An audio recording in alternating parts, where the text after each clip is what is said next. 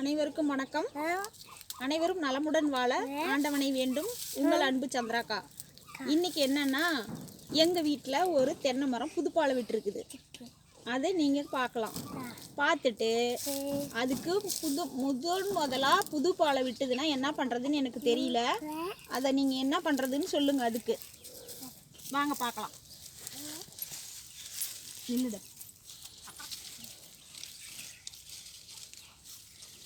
இது ஆனால் பாலை விட்டு விரிஞ்சிருச்சு. இதை நாங்கள் பார்க்கவே இல்லை. இது பின்னாடி இருக்கிறதுனால எங்கள் அண்ணன் பையன் வந்துட்டு தான் சொன்னான், அத்தை பாலை விட்டுருக்குங்க அத்தை அப்படின்ட்டு. அதுக்கப்புறமா தான் பார்த்தோம், இது ஏதோ பொங்கல் வைக்கணும்னு சொல்கிறாங்க. அது என்னன்னு எனக்கு தெரியல. இது பாலையே விரிஞ்சிருச்சு. அதுக்கப்புறமா சின்ன குருத்து பாலை இங்கே ஒன்று, அந்த பக்கம் ஒன்று இருந்ததுன்னு நினைக்கிறேன். அந்த வடக்கு சரியா?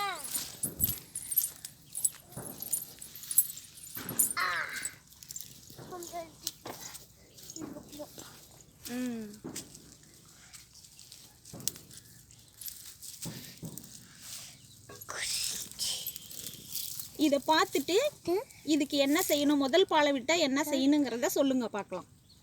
நன்றி. பொங்க வைக்கணுமா?